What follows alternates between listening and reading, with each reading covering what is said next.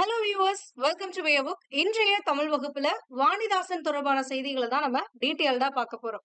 அதுக்கு முன்னாடி வாணிதாசன் குறித்து ஸ்கூல் புக்ல எங்கெல்லாம் நம்ம படிக்கணும் அப்படிங்கறத பார்க்கலாம். 8th ஸ்டாண்டர்ட் நியூ புக்ல உங்களுக்கு ஓடை அப்படிங்கிற தலைப்பின் கீழே இவர் எழுதிய ஒரு கவிதை கொடுத்திருப்பாங்க. அடுத்து பாத்தீங்க அப்படின்னா 11th ஸ்டாண்டர்ட் சிறப்பு தமிழ் புத்தகத்துல பேஜ் நம்பர் 26ல உங்களுக்கு படிப்போம் பயன்படுத்துவோம் அப்படின்னு ஒரு ஆக்டிவிட்டி மாதிரி கொடுத்திருப்பாங்க. அதுல வந்து உங்களுக்கு வாணிதாசனுடைய கவிதைகள் வந்து கொடுத்திருப்பாங்க. இதுக்கு அடுத்து பாத்தீங்க அப்படின்னா ஓல்டு புக்ல 7th ஸ்டாண்டர்ட் டேர்ம் 2 ஓல்டு புக்ல மெய்ப்பொருள் கல்வி அப்படிங்கிற தலைப்புல ஒரு 2 பாடல்கள் வந்து கொடுத்திருப்பாங்க. சோ இதுதான் வந்து இவரை குறித்து நம்மளுக்கு கொடுத்திருக்கக்கூடியது. சோ ஒவ்வொரு பாடலுக்கான பொருள் என்ன அப்படிங்கறத வரிசையா பார்க்கலாம். முதல்ல 8th ஸ்டாண்டர்ட்ல கொடுத்திருக்கக்கூடிய ஓடை அப்படிங்கிற பாடத்தை பார்க்கலாம். நுழையும் முன் மனித வாழ்வு இயற்கையோடு இயைந்தது. கவின்மிகு காலை பொழுதும் மயங்கும் மாலை பொழுதும் பிறை நிலவும் ஓடும் ஓடையும் பாயும் ஆறும் கத்தும் கடலும் நம் மனதை மயக்க வல்லவை. அவ்வாறு மனதிற்கு இன்பமூட்டும் கவிதை ஒன்றை கற்போம் வாருங்கள் அப்படின்னு கொடுத்திருக்காங்க. அதாவது நம்மளுடைய மனதிற்கு இன்பமூட்டக்கூடியது எது அப்படின்னு பார்த்தோம்னா, இந்த மாலை பொழுதுல உட்கார்ந்து ஒரு சிலர்லாம் ரசிப்பாங்க அந்த சூரியன் மறையக்கூடிய காட்சியை, காலை பொழுதுல சூரியன் தோன்றக்கூடிய அந்த காட்சியை, அதுக்கடுத்து சந்திரனை பார்த்து ரசிப்போம். இந்த ஓடுகின்ற ஓடையில உட்கார்ந்து அமைதியா அதை பார்த்துக்கிட்டு இருப்போம். பாயக்கூடிய ஆறுகள், கடல் பீச்ல எல்லாம் போயிட்டு உட்கார்ந்துட்டு அந்த கடலுடைய அழகை ரசிப்பது. சோ இந்த மாதிரி அந்த இயற்கை காட்சிகளை நம்ம பார்க்கும் பொழுது நம்மையே அறியாம நம்மளுடைய மனதுக்குள்ள ஒரு வகையான இன்பம் தோன்றும். சோ அதுதான் இங்க கொடுத்திருக்காங்க. சோ அந்த மாதிரி ஒரு ஓடையை பற்றி இங்க வாணிதாசன் அவர்கள் குறிப்பிட்டிருக்காரு. ஓடை ஆட உள்ளம் தூண்டுதே, கல்லில் உருண்டு தவழ்ந்து நெளிந்து பாயும் ஓடையாட உள்ளம் தூண்டுதே அப்படின்றாங்க. அதாவது ஓடை ஆட அப்படின்னா ஓடையில் அந்த ஓடுகின்ற நீரிலே குளித்து விளையாடுவதற்காக மனமானது தூண்டுகின்றதாம். அதுதான் ஓடை ஆட உள்ளம் தூண்டுதே. அப்ப இந்த நீர் ஓடையிலே ஓடக்கூடிய இந்த நீரிலே குதித்து விளையாடுவதற்காக மனமானது விரும்புகின்றது, மனமானது தூண்டுகிறது, போய் விளையாடு அப்படின்னு. அந்த ஓடையானது, அந்த ஓடையில் நீரானது கல்லில் உருண்டு தவழ்ந்து நெளிந்து பாயும் அப்படின்றாங்க. அதாவது இங்க கிடக்கக்கூடிய கற்களின் மீது உருண்டும் தவழ்ந்தும் நெளிந்தும் என்ன பண்ணுது, இந்த ஓடையானது பாய்கிறது அப்படின்றாங்க. அடுத்தது, பாடை இந்த ஓடை எந்த பள்ளி சென்று பயின்றதோடி, ஏடு போதா இதன் கவிக்கார் ஈடு செய்ய போராரோடி அப்படின்றாங்க. அதாவது பாடுவதற்காக இந்த ஓடையானது நீர்கள் ஓடும் பொழுது, இந்த ஓடையில் ஓடும் பொழுது இந்த சலசல சலன்னு ஒரு சத்தம் வரும் பாருங்க. அது ஒரு இனிமையான குரலா இருக்கும், ஒரு இனிமையான இசை போன்ற இதுவா இருக்கும். சோ அந்த மாதிரி அந்த இனிமையான இசையை பாடுவதற்காக இந்த ஓடையானது எந்த பள்ளிக்கு போய் படிச்சுச்சு அப்படின்றாங்க. அதுதான். சோ இந்த இனிமையான அந்த இசையினை இசைப்பதற்காக, பாடுவதற்காக இந்த ஓடை எந்த பள்ளி சென்று பயின்றதோடி, எந்த பள்ளியில போய் கத்துட்டு வந்துச்சோ அப்படின்றாங்க. அடுத்தது, ஏடு பூதா இதன் கவிக்கார். கவினாலும் அழகுதான், கார்னாலும் என்னதானா அழகுதான். ஓகேங்களா? இந்த இடத்துல என்ன குறிப்பிடுறாங்க அப்படின்னா, ஏடு போதா இதன் கவி அப்படின்றாங்க. அதாவது இதனுடைய அழகை வர்ணித்து எழுதுவதற்கு நூல்கள் போதாது அப்படின்றாங்க. அப்போ இதனுடைய அழகுக்கு இணையாக எழுதுவதும் முடியாது அப்படின்றாங்க. அதுதான் காரீடு செய்ய போரா அப்படின்னா, கார்னா அழகு. சோ அப்ப இப்படிப்பட்ட அழகு உடைய இந்த ஓடையினுக்கு இணையாக, ஈடு அப்படின்னா இணையாக வர்ணித்து எழுதவும் முடியாது, முடியுமா அப்படின்றாங்க. அதான் செய்ய போராடி அப்படின்றாங்க. புரியுதா? சோ அப்ப இந்த ஓடையானது, இந்த ஓடையில் வரக்கூடிய அந்த சலசலங்கிற அந்த சத்தமானது ஒரு இனிமையான ஓசை போல இருக்கிறது. அந்த இசையை பாடுவதற்காக இந்த ஓடையானது எந்த பள்ளியிலே போய் பயின்று வந்ததோ அப்படின்றார். அடுத்தது, இந்த ஓடையின் அழகை பார்த்து இதன் அழகினை வர்ணிப்பதற்கு நூல்கள் போதாது. இத்தகைய அழகு மிக்க இந்த ஓடைக்கு எழுதுவது, ஏட்டில் எழுதுவது இதுக்கு இணையா இன்னொரு வர்ணித்து எழுதுவது முடியுமா அப்படின்றாங்க. அடுத்தது, நன்சை புன்சை உணவை ஊட்டி நாட்டு மக்கள் வறுமை ஓட்டி கொஞ்சி குழவி கரையை வாட்டி குளிர்ந்த புல்லும் இன்பம் கூட்டி ஓடை ஆட உள்ளம் தூண்டுதே அப்படின்றாங்க. அதாவது நன்செய் புன்செய் அப்படின்றாங்க. நன்செய் வயல்கள்லயும் புன்செய் வயல்கள்லயும் இருக்கக்கூடிய அந்த பயிர்களுக்கு உணவு அப்படிங்கிறது என்னது? நீர். அப்ப ஒரு பயிருக்கு உணவுங்கிறது நீர். சோ அந்த நீரினை இந்த ஓடையானது அந்த வயல்வெளிகளுக்கு, நன்செய் வயல்களுக்கும் புன்செய் வயல்களுக்கும் நீரினை உணவாக ஊட்டுகின்றது. சோ இந்த மாதிரி நீர் அந்த நிலங்களில் எல்லாம் பாய்வதனால் வளமானது செழித்து ஓங்குகிறது. வளம் செழித்து ஓங்கினாலே அந்த நாட்டில் இருக்கக்கூடிய மக்களுக்கு எல்லாம் செல்வ செழிப்போடு இருப்பார்கள். கரெக்டா? சோ அப்படிங்கும் பொழுது அங்க வறுமை அப்படிங்கிற ஒரு விஷயம் இருக்காது. அதுதான் இந்த இடத்துல குறிப்பிடுறாங்க. நன்செய் புன்செய்க்கு இந்த நீரினை உணவாக ஊட்டி அங்க இருக்கக்கூடிய நாட்டு மக்களின் வறுமையை ஓட்டுகின்றது. ஏன்னா இந்த மாதிரி நீர் பாஞ்சிருச்சு அப்படின்னா, நீர் இருந்தாலே வளம் பெருகி இருக்கும் அப்படின்றாங்க. கொஞ்சி குழவி கரையை வாட்டி, இந்த மாதிரி இப்படி வளைஞ்சு வளைஞ்சு வர்றதுனால அது இந்த கரையின் மீது மோதும். இந்த கல்லு மேல பட்டதுன்னா இப்படி மாறும். அப்ப இந்த கரையின் மீது மோதுவதனால் இங்க இருக்கக்கூடிய இந்த புற்களுக்கெல்லாம் அது இன்பத்தை தருகின்றது அப்படின்றாங்க. அதுதான் கொஞ்சி குழவி கரையை வாட்டி அப்படின்னா, இந்த கரையின் மீது மோதும் போது அந்த கரைகளிலே இருக்கக்கூடிய குளிர்ச்சி மிகுந்து இருக்கக்கூடிய அந்த புல்களுக்கெல்லாம் இன்பத்தை தரக்கூடியது. அப்படிப்பட்ட இந்த ஓடையினிலே குதித்து விளையாடுவதற்கு, நீராடுவதற்கு என்னுடைய உள்ளமானது தூண்டுகிறது அப்படின்றார். அடுத்தது, நெஞ்சில் ஈரம் இல்லார் நாண நீள் உழைப்பை கொடையை காட்டி செஞ்சொல் மாதவர் வல்லைப்பாட்டின் சீருக்கு ஏற்ப முழவை மீட்டும் ஓடையாட உள்ளம் தூண்டுதே அப்படின்றார். அதாவது நெஞ்சில் ஈரம், ஈரம்னா என்னது? இரக்கம் அப்படின்னு அர்த்தம். ஒரு உயிருக்கு தீங்கு நேரிடும் பொழுது அதனை கண்டு இரக்கம் கொள்ள வேண்டும். அதை அந்த துன்பத்திலிருந்து காப்பாற்ற வேண்டும். அந்த மாதிரி அந்த இரக்கமானது நெஞ்சில் இல்லாதவர்களுக்கு வெட்கப்படுமாறு, நாணம் அப்படின்னா வெட்கப்படுமாறு அப்படின்னு அர்த்தம். அப்ப நெஞ்சில் இரக்கம் இல்லாதவர்கள் வெட்கப்படுமாறு நீள் உழைப்பை கொடையாக காட்டி, நீள் உழைப்பு அப்படின்னா நீண்ட உழைப்பு, நீண்ட உழைப்புனா ஓயாத உழைப்பு அப்படின்னு குறிப்பிடுறாங்க. சோ இந்த நீரோடையானது ஓயாமல் எங்கேயும் கொஞ்சம் ரெஸ்ட் எடுத்துட்டு போலாம், நின்னுட்டு எல்லாம் போகாது. என்ன பண்ணும்? ஓடிட்டே இருக்கும். சோ அந்த மாதிரி இந்த ஓயாத உழைப்பை கொடையாக காட்டுகிறதாம். இந்த நெஞ்சில் ஈரம் இல்லாதவர்களுக்கு வெட்கப்படுமாறு கொடையாக காட்டுகின்றது. செஞ்சொல் மாதர் வல்லை பாட்டின் சீருக்கு ஏற்ப முழவை மீட்டும். செஞ்சொல் அப்படின்னா என்னன்னா சிறந்த சொற்கள் அப்படின்னு அர்த்தம். அப்ப சிறந்த சொற்களை கொண்டு பெண்கள், மாதர் அப்படின்னா யாரு? பெண்கள். பெண்கள் நெற்குற்றும் பொழுது, நெல்லை குத்தும் பொழுது என்ன பண்ணுவாங்க? உருளை போட்டு குத்தும் பொழுது வல்லை பாட்டு பாடுவாங்க. அதுதான் உலக்கை பாட்டுன்னு கூட சொல்லுவாங்க.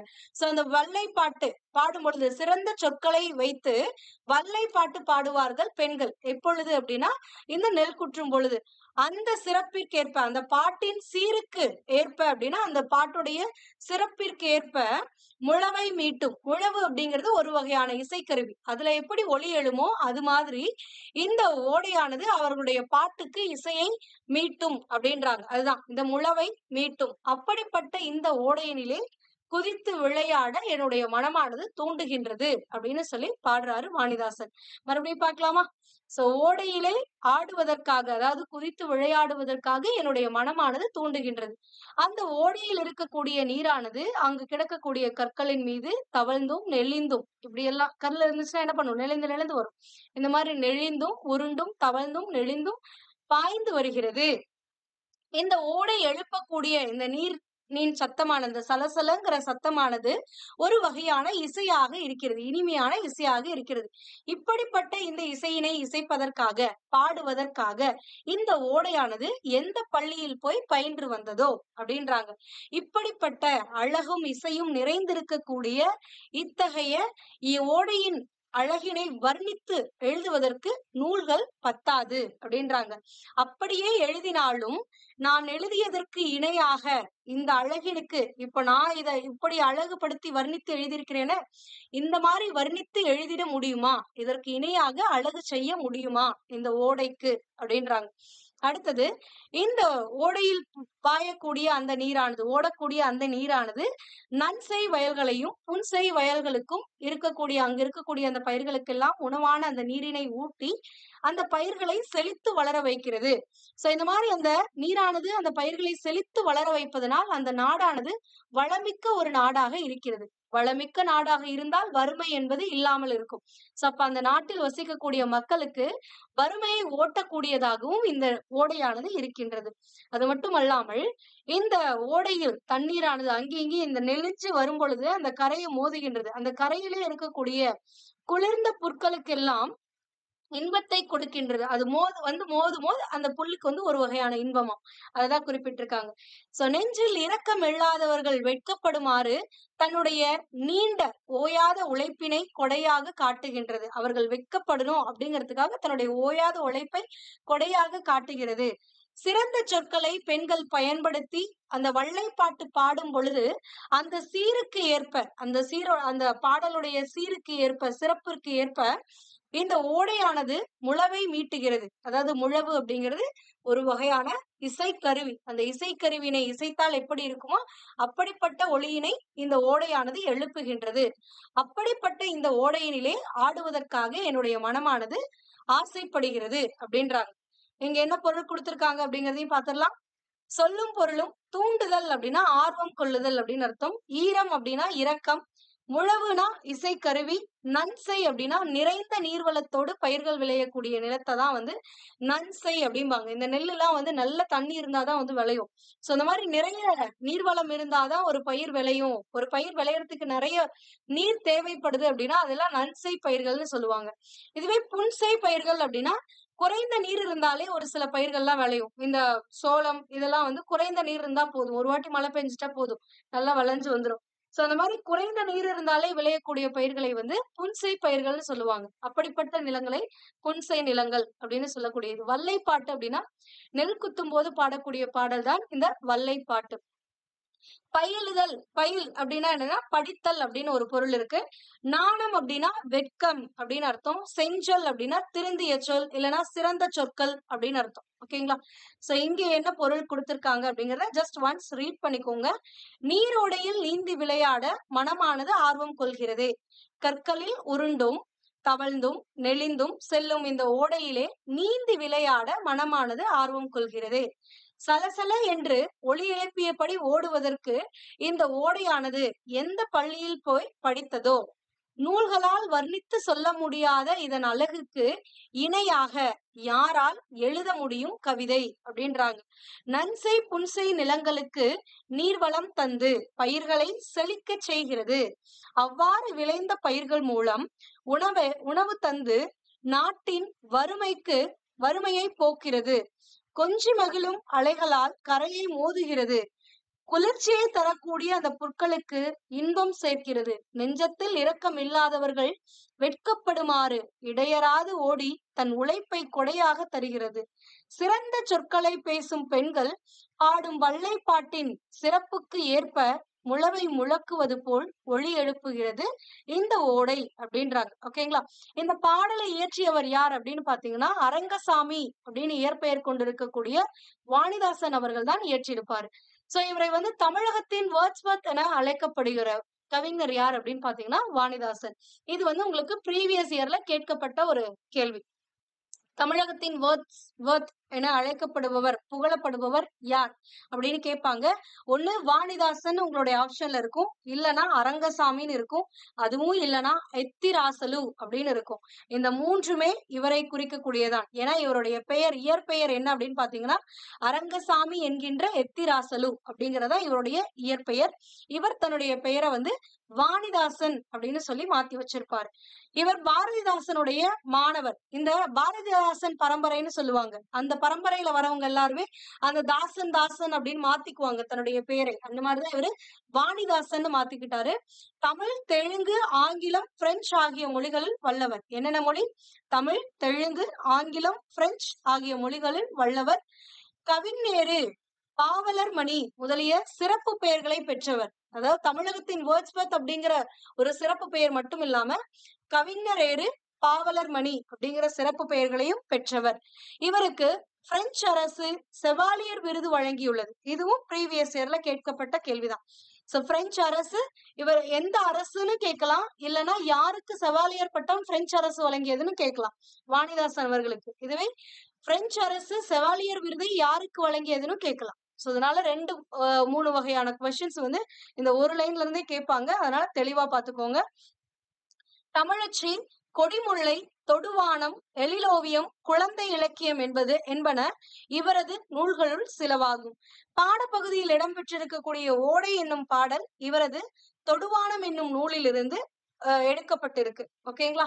சோ இதுதான் இவரை பற்றிய குறிப்புகள். நான் எப்பவும் சொல்லக்கூடியதுதான். இந்த மாதிரி ஒரு பாக்ஸ் கலர்ல இருந்துச்சுனாலே அது இம்பார்ட்டன்ட்.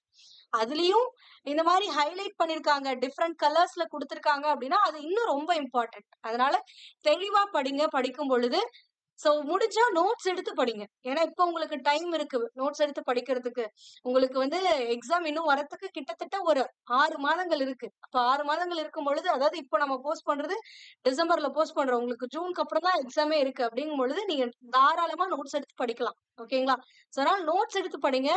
எழுதும் பொழுது உங்களுக்கு அது ரெஜிஸ்டர் ஆகும். அதே மாதிரி ஒரு கிளாஸ் நீங்க படிக்கிறீங்க அப்படின்னா அதை பத்தி வீடியோ கிளாஸஸ் என்னோடதுன்னு இல்ல, எந்த சேனல்ல வேணாலும் போய் உங்களுக்கு புரியுறவங்களுடைய கிளாஸஸ பார்த்துட்டு அதுக்கப்புறமா படிங்க. ஏன் அப்படின்னா செவிச்செல்வம் அப்படிங்கிறது ரொம்பவே இம்பார்ட்டன்ட். நீங்க ஒரு விஷயத்த காதால கேட்கறதுக்கும் நீங்களா ஒரு விஷயத்த படிக்கிறதுக்கும் டிஃபரன்ஸ் இருக்கு. நீங்களா படிச்சீங்க அப்படின்னா அதை நீங்க ரீகால் பண்ணிக்கிட்டே இருக்கணும், இல்லைன்னா மறந்துடும். ஆனா இப்ப நான் சொல்லக்கூடிய விஷயமானது உங்களுக்கு ஒரு செய்தி மாதிரி காதுல விழும். அப்ப உங்களுடைய சப்கான்சியஸ் மைண்ட்ல வந்து மெமரி ஆகும். சோ அதனால முடிஞ்ச வரைக்கும் கேட்டுட்டு அதுக்கப்புறம் பாருங்க. அது மட்டும் இல்ல, இன்னொரு பிளஸ் என்னன்னா, நீங்களா இப்போ இந்த மரபு கவிதையை பொறுத்த வரைக்கும் ஓகே, உங்களுக்கு ஈஸியா பொருள் புரிஞ்சிடும். இதுக்கு அடுத்து வரக்கூடிய பாடல் கூட கொஞ்சம் கஷ்டமா இருக்கும் பொருள் புரியறதுக்கு. சோ அந்த மாதிரி பாடல்கள் படிக்கும் பொழுது நீங்க நீங்க எடுத்த உடனே நீங்களே படிக்க ஆரம்பிக்கிறீங்க அப்படிங்கும் பொழுது உங்களுக்கு டைம் அதிகமா எடுத்துக்கும். பொருள் தெரியாதனால தேட ஆரம்பிப்பீங்க.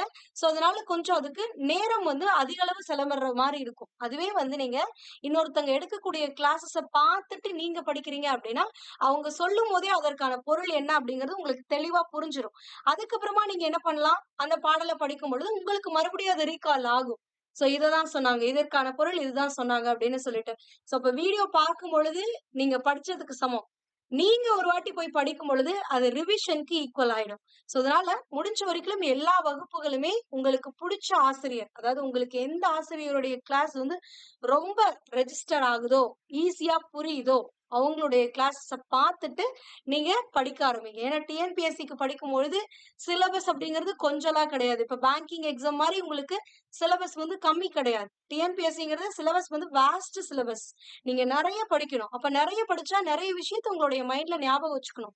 அப்படிங்கும் பொழுது அதுக்கேத்த மாதிரி நீங்க படிக்கணும். எஃபெக்டிவா இருக்கணும். சும்மா நானும் படிக்கிறேன்னு புக் எடுத்து வச்சு உட்காந்து படிச்சுட்டு ஒரு வாரம் படிச்சுட்டு அதுக்கப்புறம் அது மறந்து போயிடும். அடுத்த வாரம் படிக்கும் பொழுது அதுக்கடுத்து 3வது வாரம் போகும்போது ஃபர்ஸ்ட் வாரம் என்ன படிச்சோன்னே ஞாபகம் இருக்காது. அந்த மாதிரி படிக்க கூடாது. ஓகேங்களா? சோ அதனால ஒருவருடைய கிளாஸ பார்த்துட்டு அதை கேட்டுட்டு அதுக்கப்புறமா நீங்க படிச்சு பாருங்க. உங்களுக்கு ஈஸியா இருக்கும். அது மட்டும் இல்லாம ஒரு வாரத்துக்கு ஒரு வாட்டி எடுத்து அப்படியே ஒரு ரீகால் விடுங்க. ரீகால் விடுங்கன்னா முழுசா படிக்கணும்னு அவசியம் இல்ல.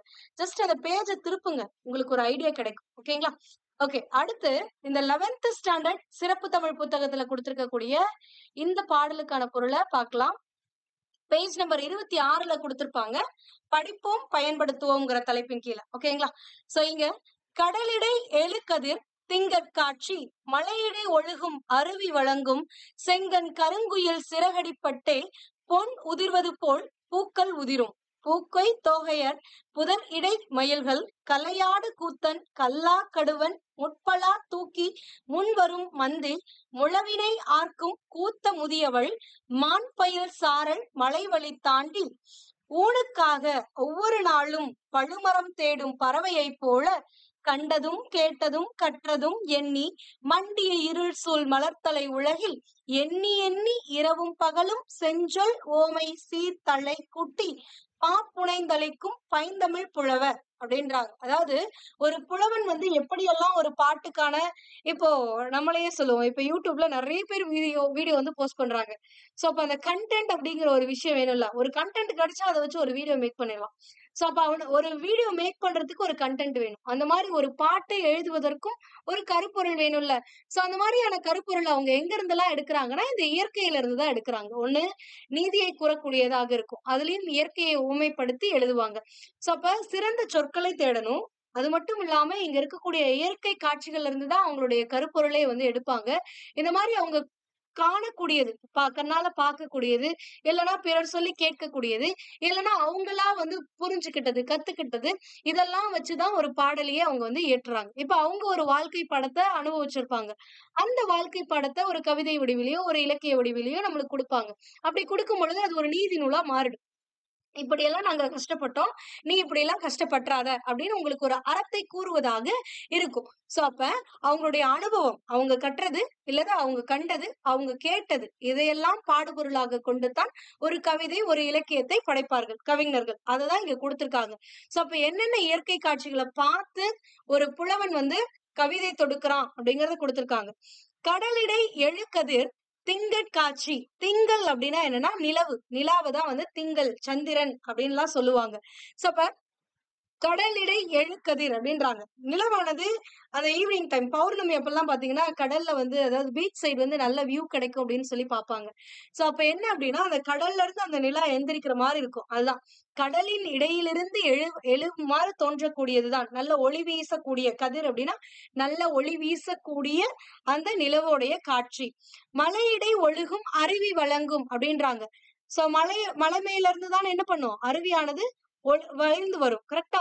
சோ அதுதான் இங்க குடுத்திருக்காங்க. மலையின் இடையிலிருந்து ஊற்றக்கூடிய அந்த அருவி ஒழுகும் அப்படின்னா, மேல இருந்து கீழ ஊற்றுறத வந்து ஒழுகும் அப்படின்னு சொல்லுவாங்க. அப்ப மலை இடையிலிருந்து ஒழுகக்கூடிய அருவி வழங்கும் அந்த காட்சியும், செங்கண் கருங்குயில் சிறகடிப்பட்டே பொன்னுதிர்வது போல் பூக்கள் உதிரும் அப்படின்றாங்க. குயில்கள் வந்து கருப்பா இருக்கும் அப்படிங்கிறது எல்லாரும் அறிஞ்சதுதான். நீங்க குயில்கள பார்த்திருந்தீங்கன்னா, இன்னொரு விஷயத்தையும் நோட் பண்ணிருக்கலாம். அதோடைய கண்ணானது சிவப்பு நிறத்துல இருக்கும். நல்ல செக்க செவேல்னு இருக்கும். சோ அதான் இங்க குடுத்திருக்காங்க. செங்கண் அப்படின்னா சிவப்பு நிற கண்களை உடைய அந்த கருங்குயில்கள் சிறகடிப்பதனால், அந்த கரும் குயில்களுடைய அந்த சிறகு படுவதனால், அந்த மரத்திலே இருக்கக்கூடிய பூக்கள் எல்லாம், அது அமர்ந்திருக்கக்கூடிய அந்த மரத்திலே இருக்கக்கூடிய பூக்கள் எல்லாம் பொன் உதிர்வது போல, அதாவது மஞ்சள் நிறத்துல இருக்கிறது பொன் அப்படின்னு இந்த இடத்துல உருவகப்படுத்துறாங்க. வேற ஒண்ணுமே இல்ல. சோ ஒரு பொன் உதிர்வது போல அந்த பூக்கள் எல்லாம் மரங்களில் இருந்து உதிர்கிறதாம். பூக்கை தோகையர் இப்படிப்பட்ட காட்சியும் அவர் பார்த்திருக்கார் அப்படிங்கிறாங்க. அடுத்தது பூக்கொய் தோகையர். பூக்கொய் அப்படின்னா என்னன்னா பறித்தல் அப்படின்னு அர்த்தம். கொய்னா என்னது? பறித்தல். அப்ப பூக்கொய் அப்படின்னா பூக்களை பறித்தல் அப்படின்னு அர்த்தம்.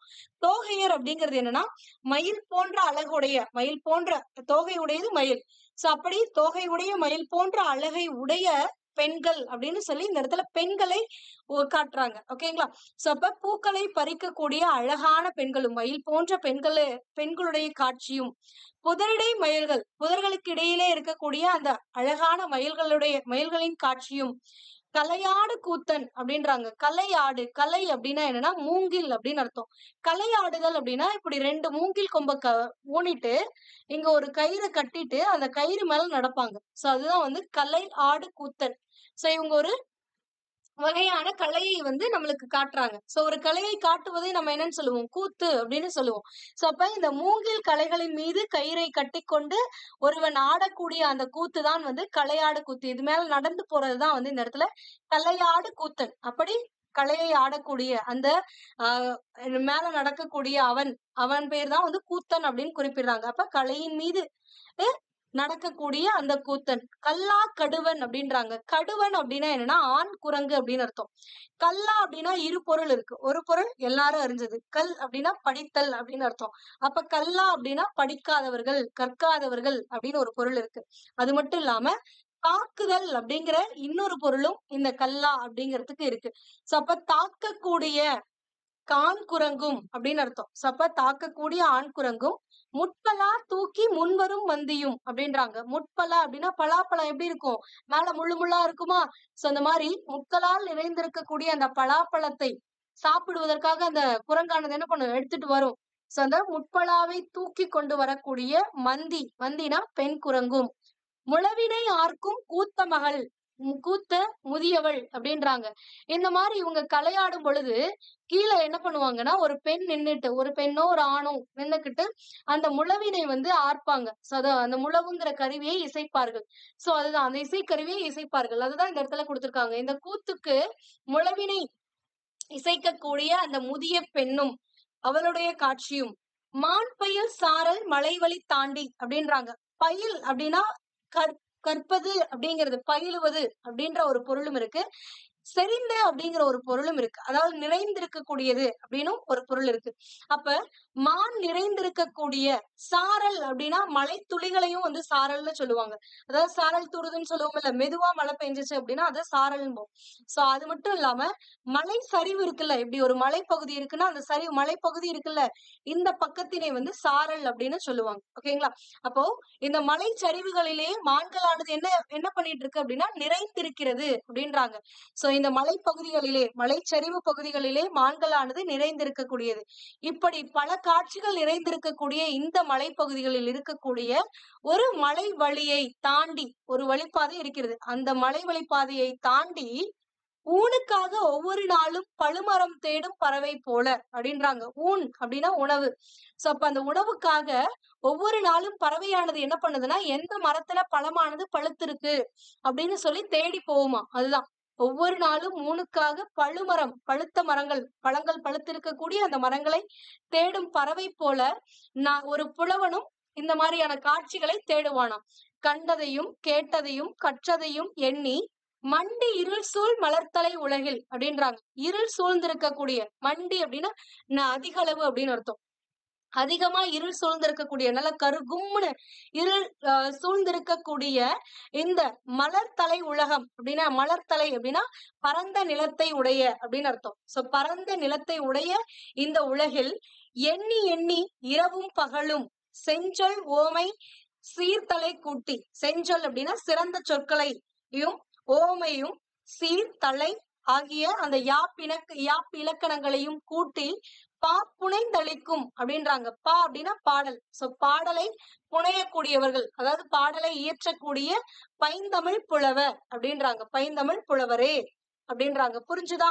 சோ இதுதான் வந்து இந்த பாடலுக்கான பொருள். அதாவது எப்படி ஒரு பறவையானது தன்னுடைய உணவிற்காக ஒவ்வொரு நாளும் அந்த மலைவழி பாதையை கடந்து பல மரங்கள் எங்கேயாவது பழுத்து இருக்கா அப்படின்னு சொல்லி தேடுமோ, அது மாதிரி ஒரு கவிஞனும் பல வகையான இயற்கை காட்சிகளை தேடி அவன் கண்டதையும் அவன் கேட்டதையும் அவன் கற்றதையும் வைத்து இரவும் பகலும் எண்ணி எண்ணி அதை பத்தி நினைச்சு சிறந்த சொற்களை எடுத்து சிறந்த சீர்களை அமைத்து சிறந்த தலையை சீர்களுக்கு நடுவுல அமையக்கூடியதுதான் தலை அப்படின்னு சொல்லக்கூடியது. இரு சீர்களை இணைப்பது போல வருவதுதான் தலை. சோ அந்த இரு சீர்களை கட்டுவதாக இருக்கக்கூடிய சிறந்த தலை அமைத்து ஒரு சிறந்த பாடலை இயற்றுகின்றான் அப்படின்றாங்க. அவன் ராப்பகலா அதை பத்தி யோசிக்கிறான் அப்படின்றாங்க. சோ அப்ப என்னென்ன காட்சி இருக்கக்கூடிய அந்த மலைவழி பாதையை தாண்டி அந்த பறவை வருகிறது அப்படின்றத இந்த இடத்துல கொடுத்திருக்காங்க. கடலின் இடையிலிருந்து எழக்கூடிய அந்த திங்கள் நிலாவுடைய காட்சியும் மலையிடையே ஒழுகக்கூடிய அந்த அருவியுடைய காட்சியும் சிவப்பான கண்களை உடைய அந்த கருங்குயில் வந்து சிறகடிப்பதனால் அது இருக்கக்கூடிய அந்த மரத்தில் இருக்கக்கூடிய பூக்கள் எல்லாம் பொன் உதிர்வது போல் உதிரக்கூடிய அந்த காட்சியும் அங்கு இருக்கக்கூடிய அழகான பெண்கள் மயில் போல தோகை கொண்ட அந்த மயில் எப்படி அழகாக இருக்குமோ அப்படிப்பட்ட அந்த பெண்கள் பூ பறிக்கக்கூடிய அந்த காட்சியையும் புதர்களிடையே இருக்கக்கூடிய அந்த மயில்களுடைய காட்சியும் கலைகளின் மீது அதாவது மூங்கில் குச்சிகள் மீது கயிறினை கட்டி அந்த கயிறினை நடக்கக்கூடிய ஒரு கூத்தனுடைய காட்சியும் தாக்கக்கூடிய ஆண் குரங்குகளுடைய காட்சியும் உண்பதற்காக முட்களுடைய அந்த பலாப்பழத்தினை தூக்கி வரக்கூடிய பெண் குரங்குகளுடைய காட்சியினையும் அடுத்தது கீழே நின்று அந்த கூத்திற்காக முழவு கருவியை இசைக்கக்கூடிய முதியவளுடைய காட்சியும் பல மான்கள் செறிந்திருக்கக்கூடிய அந்த மலைச்சரிவில் இருக்கக்கூடிய அந்த மலைவழி பாதையை தாண்டி அந்த பறவையானது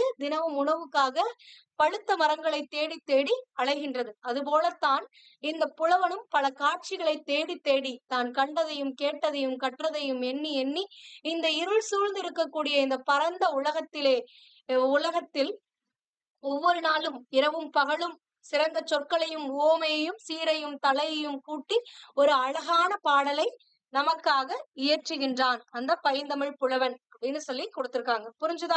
அடுத்தது கடைசியா நம்ம பார்க்கக்கூடியது என்ன அப்படின்னு பாத்தீங்கன்னா இந்த 7th ஸ்டாண்டர்ட் டேர்ம் 2 புக்ல கொடுத்திருக்கக்கூடிய அந்த ஓல்டு புக்ல கொடுத்திருக்கக்கூடிய மெய்ப்பொருள் கல்வி அப்படிங்கிற பாடலை தான் வந்து பார்க்க போறோம். சோ எப்பவுமே உங்களுக்கு இன்னொரு விஷயத்தையும் நீங்க மைண்ட்ல ரெஜிஸ்டர் பண்ணிக்கணும். உங்களுக்கு நியூ புக் படிக்கிறது எவ்வளவு இம்பார்ட்டன்ட்டோ அதை விட ஓல்டு புக்கை படிக்கிறது இம்பார்ட்டன்ட். ஏன் அப்படின்னா நியூ புக்ல உங்களுக்கு கொஞ்சம் தான் வந்து இந்த ஆசிரியர் பற்றிய கருத்துக்கள் வந்து கொடுத்திருப்பாங்க. ஆனா இங்க பாருங்க நிறைய கொடுத்திருப்பாங்க. சோ அதனால அங்க மிஸ் ஆன டீட்டெயில்ஸ் கூட இங்க இருக்கும். அதனால எப்பவுமே ஓல்டு புக்கையும் சேர்த்து படிங்க, அதுதான் நல்லது. ஓகேங்களா? மெய்ப்பொருள் கல்வி இங்க ஒரு குழந்தை, ஒரு பெண் குழந்தை வந்து கல்வி கற்கணும், ஸ்கூலுக்கு போணும், நல்ல உடைய உடுத்திக்கிட்டு, அவங்க நண்பர்களோட ஒற்றுமையா சேர்ந்து அந்த கல்விக்கூடத்துக்கு போணும். அங்க ஆசிரியர் சொல்லிக் குடுக்கிறத நல்லா கேட்டுட்டு, அந்த அறிவை பெற்று, ஒரு சிறந்த பெண்ணாக அவள் திகழணும் அப்படிங்கிறது தான் வந்து இந்த பாடல் வரியில குடுத்திருப்பாங்க. அதான் இங்க குடுத்திருப்பாங்க. தலை சீவி பள்ளிக்கே ஓடு நல்ல தங்க பதுமையாம் தோழர்களோடு விலையில்லா மெய்ப்பொருள் கல்வி அதை விரும்பி படித்தால் அறிவு உண்டாம் செல்வி அப்படின்றாங்க. ஒரு குழந்தை கிட்ட சொல்றாங்க, தலைய சீவிக்கிட்டு என்ன பண்ணும், பள்ளிக்கு ஓடிப்போ, நல்ல தங்க பதுமையாம் தோழர்களோடு அப்படின்றாங்க. தங்க பதுமை அப்படின்னா ஒரு உவமை அப்படிங்கிறது. சோ இந்த இடத்துல நம்ம பதுமை அப்படிங்கிறதுக்கு பல பொருள் இருக்கு. ஒரு உவமைன்னு சொல்லலாம், இல்லைன்னா திருமகள்னு சொல்லலாம், சிலைன்னு சொல்லலாம். சிலை போன்று இருக்கக்கூடிய தங்கம், தங்கச் சிலை மாரி இருக்கக்கூடிய நல்ல பிள்ளைங்க உன் தோழர்கள்லாம். அப்படிப்பட்ட அந்த நல்ல தங்கங்களோட நம்மளெல்லாம் கொஞ்சுவாங்கல்ல சின்ன பிள்ளைங்கள, தங்கம், செல்லம், வைரம் அப்படின்னுட்டு. சோ அந்த மாரி இந்த இடத்துல குறிப்பிடுறாங்க. சோ அந்த நல்ல தங்க பிள்ளைங்களோட நீயும் உன்னுடைய தோழர்களோட நீயும் தலைய சீவிக்கிட்டு பள்ளிக்கு ஓடு. விலையில்லா மெய்ப்பொருள் கல்வி. மெய்ப்பொருள் அப்படின்னா என்னது? மெய்னா என்னது? உண்மையான பொருள். உண்மையான பொருள்னா என்ன? நிலையான பொருள். அப்போ இந்த உலகத்துல நம்ம பார்க்கக்கூடியது எல்லாமே நிலையற்ற பொருள் தான். ஆனா கல்வியானது நிலையான பொருள். ஏன் வந்து கல்வியை மட்டும் நிலையான பொருள்னு சொல்றோம் அப்படின்னா, கல்வியை என்ன பண்ண முடியாது? நீங்க கற்கக்கூடிய கல்வியை யாராலும் கவர முடியாது. உங்ககிட்ட இருந்து என்ன பண்ண முடியாது? பறிக்க முடியாது. அதாவது நீங்க பிறருக்கு கொஞ்சம் குடுத்துட்டீங்கன்னா கூட, நீங்க மத்தவங்களுக்கு சொல்லிக் குடுத்தீங்கன்னா கூட, அது உங்ககிட்ட இருந்து குறைஞ்சிராது. உங்ககிட்ட இருக்கக்கூடிய கல்வியை கொடுத்தால் அது குறையாது. அதற்கு மாறாக என்ன பண்ணுது? வளரும். சோ அப்ப இது உங்ககிட்ட வந்துருச்சுன்னா வந்ததுதான். அது உங்கள விட்டு நீங்க சாகுற வரைக்கும் போகவே போகாது. ஏன்? செத்தா கூட போகாதுங்களாம். சோ அந்த மாரியானதுதான் இந்த கல்வி. அதுதான் நிலையான அந்த பொருள், உண்மையான பொருள், மெய்ப்பொருள் அப்படிங்கிறது. அப்போ இந்த விலையில்லாத இந்த நிலையான பொருளான கல்வி, அதை விரும்பி படித்தால் அறிவு உண்டாம் செல்வி அப்படின்றாங்க. அந்த கல்வியை, அந்த நிலையான பொருளை நீங்கள் விரும்பி படித்த அப்படின்னா உனக்கு அறிவு உண்டாகும். அந்த அறிவினையும் யாராலும் வந்து உன்கிட்ட இருந்து கவர முடியாது. அதனால உன்னுடைய வாழ்க்கையானது மென்மேலும் உயரும் அப்படின்றாங்க. அதனால குழந்தையே நீ தலைய சீவிக்கிட்டு உன் தங்க மாரி இருக்கு. தங்க பிள்ளைங்களான உன்னுடைய தோழர்களோட நீ என்ன பண்ணணும்? ஸ்கூலுக்கு போணும். போய் அங்க கல்விய கற்கணும். அந்த விலையில்லாத அந்த உண்மையான பொருளை, நிலையான பொருளை நீ விரும்பி படிக்கணும். அப்படி படிச்சீன்னா உனக்கு அறிவு உண்டாகும். நல்ல செழிப்பான ஒரு வாழ்க்கைய வாழலாம் குழந்தையே. நீ பள்ளிக்கு ஓடு அப்படின்றாங்க. புரிஞ்சுதா? அடுத்தது அழுக்கில்லா ஆடையே மேன்மை. அதை அணிவதல்லவோ உடற்கு உண்டாகும் தூய்மை. ஒழுங்கோடு நூல்களை தூக்கி நில்லாது ஓடடி ஓடடி பள்ளியை நோக்கி. அதாவது அழுக்கில்லாத ஆடைதான் மேன்மை அப்படின்றாங்க. அழுக்கில்லாத ஆடை அணியறதுதான் சிறந்தது. நீ வந்து அழுக்கான ஆடையோடலாம் போகக்கூடாது. ஆடை அழுக்காயிருச்சுன்னா நம்ம என்ன பண்ணணும்? துவைச்சு போட்டுட்டு போகணும். நல்ல சிறந்த ஆடையை உடுத்தி கொண்டு போகணும். சோ அப்ப அந்த மாதிரி ஏன் பண்ணணும் அப்படின்னா, அழுக்கா இருந்தா என்ன பண்ணும்? சுத்தம் இல்லைன்னா நம்மளுக்கு நோய் வரும். தூய்மையாக இல்ல அப்படின்னா நம்மளுக்கு என்ன வரும்? நோய்கள் வரும். அதனால சுத்தமான ஆடைகள் தான், அழுக்கில்லாத ஆடைகள் தான் சிறந்தது. அதனால அந்த மாதிரி அழுக்கில்லாத சுத்தமான ஆடைகளை அணிவதல்லவா உன்னுடைய உடலுக்கு தூய்மையை உண்டாக்கும். அதனால அந்த தூய்மையான ஆடைகளை, நீ உடல் தூய்மையா இருக்கணும் அப்படின்னா நீ தூய்மையான ஆடையை, சிறந்த ஆடையை உடுத்த வேண்டும். அப்படி சிறந்த ஆடையை உடுத்திக் கொண்டு ஒழுங்கோடு நூல்களை தூக்கி. ஒழுங்கோடு அப்படின்னா நல்ல நூல்கள். நீ பா என்னென்ன நூல்லாம் எடுத்துட்டு போகணுமோ அதெல்லாம் மறந்துடாம ஒழுக்கத்தோடு அந்த நூல்களை எல்லாம் எடுத்துக்கொண்டு நிக்காம ஸ்கூலுக்கு போ, பள்ளிக்கு ஓடு அப்படின்றாங்க. பள்ளியை நோக்கி ஓடி ஓடி போய் கல்வியை கற்றுக்கொள் அப்படின்றாங்க. புரிஞ்சுதா? அடுத்தது சின்னஞ்சிறு குயில் போல இசை சிந்தி சிரித்து செவ்விதழ் காட்டும் பொன்னொத்த தோழர்களோடு பள்ளி போகும் வழியிலும் ஒற்றுமை காட்டு அப்படின்றாங்க. அதாவது சின்னஞ்சிறு குயில் போல, குயிலானது எப்படி இருக்கும்? பெருசாலாம் இருக்காது, சின்னதாதான் இருக்கும். சோ அந்த சின்னஞ்சிறு குயில் போல, அது எப்படி குக்கு குக்கு அப்படின்னு சொல்லி அந்த இசை இசைக்குது. அந்த மாதிரி அது இசைத்து எப்படி அந்த இசையை கேட்டு மகிழ்கிறதோ அது போல நீயும் சின்ன பிள்ளைதான். அதனால நீ என்ன பண்ணும்? அந்த மாதிரி அது எப்படி சந்தோஷமா இருக்கோ நீயும் அந்த மாதிரி இசை இசைத்து கொண்டு உன்னுடைய நண்பர்களோடு, உன்னுடைய தோழர்களோடு பேசி மகிழ்ந்து ஒற்றுமையா ஸ்கூலுக்கு போகணும் அப்படின்றாங்க. அதுதான் சின்னஞ்சிறு குயில் போல இசை சிந்தி சிரித்து செவ்விதழ் காட்டு அப்படின்றாங்க. அதாவது அந்த குயில் எப்படி அந்த இசையை பாடி மகிழ்கிறதோ அது போல நீயும் இசைகளை பாடி, அதாவது நீயும் உன்னுடைய இசைங்கிறது நீ உன்னுடைய நண்பர்களோட பேசி விளையாடுறது அந்த இதை கூட பொருள்படுத்தலாம். சோ அந்த மாதிரி உன்னுடைய நண்பர்களோட சிரித்து விளையாடு. உன்னுடைய அந்த செவ்விதழ் அப்படின்னா சிவப்பா இருக்கக்கூடிய உதடுகள் அப்படின்னு அர்த்தம். சோ அந்த சிரித்த செவ்விதழ்களை காட்டு. எப்பவும் உன்னுடைய உதடானது எப்படி இருக்கணும்? சிரிச்சுக்கிட்டே இருக்கணும். அப்ப நீ சந்தோஷமா இருக்கணும். அப்ப அந்த குயில் மாதிரி இசையை சிந்தி நீ சிரித்து கொண்டே உன்னுடைய நண்பர்களோடு பொன் மாதிரி தங்க மாதிரி இருக்கக்கூடிய உன்னுடைய தங்க தோழர்களோட அந்த தங்க பிள்ளைகளோட நீயும் பள்ளிக்கு போகக்கூடிய வழியிலே ஒற்றுமையை காட்டு அப்படின்றாங்க. எல்லாரும் சேர்ந்து சந்தோஷமா ஒற்றுமையா சிரிச்சுக்கிட்டு புன்னகையோட அந்த பள்ளிக்கு போகணும் அப்படின்றாங்க. அடுத்தது கற்பிப்போர் கணக்கெடுப்போரே கற்பிப்போர் கண் கொடுப்போரே அந்த கணக்காயர் உரையினில் இரு செவிச்சேர நற்பெயர் எடுத்திட வேண்டும். நாளும் நன்றாக படித்து நீ முன்னேற வேண்டும் அப்படின்றாங்க. கற்பிப்பவர்கள் தான் நமக்கு என்னது? கண் கொடுப்பவர்கள். அதாவது கற்றவர்களே உண்மையான கண்களை உடையவர்கள், கல்லாதவர்கள் 2 புண்களை உடையவர் அப்படின்னு வள்ளுவர் அவர்கள் அழகா குறிப்பிட்டிருப்பார். அதுதான் இங்க கொடுத்திருக்காங்க. சோ நம்மளுக்கு கல்வியை கற்றுக் கொடுக்கக்கூடியவர்கள் தான் நம்மளுக்கு கண்ணை கொடுப்பவர்கள் அப்படின்றாங்க. அதாவது கல்வி கண்ணை கொடுப்பவர்கள். இது வந்து ரொம்பவே இம்பார்ட்டன்ட். ஏன்னா கண் அப்படிங்கிறது இப்ப உங்களுடைய உறுப்பு, உங்களுடைய முகத்தில் இருக்கக்கூடியது அல்ல. அது வந்து வெறும் புண் தான். நீங்கள் கல்வி கற்றவர்களாக இருந்தால்தான் அது கண் அப்படின்றாங்க. சோ அப்படிப்பட்ட அந்த கல்வி கண்ணினை கொடுப்பவர் யார்? நம்மளுடைய ஆசிரியர்கள். அதுதான் கற்பிப்பவர்களே நம்மளுக்கு கல்வி கண்ணை கொடுப்பவர்கள். கல்வி கண் அப்படின்னா அறிவு கண் அப்படின்னு அர்த்தம். சோ அந்த அறிவு கண்ணை கொடுப்பவர்கள் அந்த கணக்காயர் உரையினில். கணக்காயர் அப்படின்னா பல பொருள் இருக்கு. இந்த இடத்துல ஆசிரியர் அப்படிங்கிற பொருளை நம்ம எடுத்துக்கணும். ஓகேங்களா? சோ அந்த கணக்காயர் உரையினில் இரு செவி சேர அப்படின்றாங்க. சோ அவர் சொல்லிக் கொடுக்கும் பொழுது, அவர் பாடங்களை நடத்தும் பொழுது உன்னுடைய 2 செவிகளும் கூர்மையாக அவர் கூறக்கூடிய அந்த வார்த்தையில் தான் இருக்க வேண்டும். சோ அவருங்க என்ன சொல்றாங்க அப்படிங்கறத உன்னுடைய 2 செவிகளிலும் பட வேண்டும் அப்படின்றாங்க. அதுதான். சோ அந்த கணக்காயர் உரையினிலே அவர் சொல்லக்கூடிய அவர் நிகழ்த்தக்கூடிய அந்த உரையினிலே உன்னுடைய 2 செவிகளும் சேர வேண்டும். நற்பெயர் எடுத்திட வேண்டும். அவரிடம் நீ நல்ல பிள்ளை அப்படிங்கிற பெயரை எடுத்திட வேண்டும். அப்படின்னா நீ என்ன பண்ணும்? கூர்மையா அவர் சொல்லக்கூடிய கருத்துக்களை கற்க வேண்டும். அது மட்டும் இல்லாம அதன்படி நடக்க வேண்டும். கற்பது மட்டும் முக்கியமல்ல, கற்றது வழி நீங்கள் நடக்கவும் வேண்டும். அப்படி நடந்து நல்ல பெயரை நீ எடுத்திட வேண்டும். நாளும் நன்றாக படித்து நீ முன்னேற வேண்டும். ஒவ்வொரு நாளும் நீ நல்லா படிச்சு அவர்கள் சொல்லிக் கொடுக்கக்கூடியது எல்லா விஷயங்களையும் நல்லா தெரிஞ்சுக்கிட்டு நல்லா படிச்சு உன்னுடைய வாழ்க்கையில நீ என்ன பண்ணும்? முன்னேற வேண்டும் செல்வி. அதனால பள்ளிக்கூடத்துக்கு போய் படிச்சுட்டு வா அப்படின்றாங்க ஒரு குழந்தை கிட்ட. இதுதான் வந்து மெய்ப்பொருள் கல்வி. மெய்ப்பொருள் கல்வி அப்படின்னா நிலையான பொருள் அப்படின்னு அர்த்தம். மெய்ப்பொருளா என்னது? நிலையான பொருள். கல்வியானது ஒரு நிலையான பொருள். அதனை யாராலும் உங்களிடமிருந்து கவரவும் முடியாது. நீங்கள் ஒருவருக்கு வழங்கினால் கூட அது என்ன பண்ணாது? குறையாது. அதற்கு மாறாக அது வளரவே செய்யும் அப்படின்றாங்க. மறுபடியும் பார்க்கலாமா? தலையை சீவிக்கொண்டு உன்னுடைய தங்க பிள்ளைகளாக இருக்கக்கூடிய தோழர்களோட நல்ல பிள்ளைங்களான உன்னுடைய தோழர்களோடு இந்த விலையில்லாத நிலையான பொருளான கல்வியை கற்பதற்காக பள்ளிக்கூடத்தை நோக்கி ஓடு. அதனை நீ விரும்பி படித்தால்தான் உனக்கு அறிவானது உண்டாகும் அப்படின்றாங்க.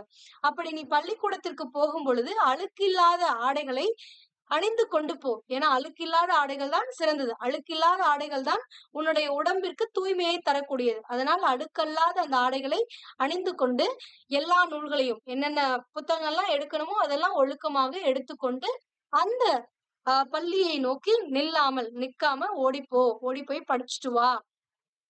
எப்படி ஒரு சின்னஞ்சிறு குயிலானது இசைப்பாடி மகிழுமோ அது போல நீயும் அந்த குயில் போல பல பாடல்களை பாடிக்கொண்டு உன்னுடைய தோழர்களோடு அந்த தங்க பிள்ளைகளான உன்னுடைய தோழர்களோடு நல்லா சிரிச்சு மகிழ்ச்சியோட அந்த செவ்விதழை காட்டி, அதாவது புன்னகை மலரக்கூடிய அந்த அந்த உதடுகளை காட்டிக்கொண்டு அந்த கோபமா இருக்கக்கூடாது, நல்ல மகிழ்ச்சியா இருக்கணும் சிரிச்சுக்கிட்டு அந்த செவ்விதழ் சிரித்து கொண்டு புன்னகையோடு நீ அந்த வழியிலே போகும் பொழுது, நீ பள்ளிக்கு செல்லக்கூடிய வழியிலே ஒற்றுமையாக உன்னுடைய தோழர்களோடு நீ பள்ளிக்கு போகணும்.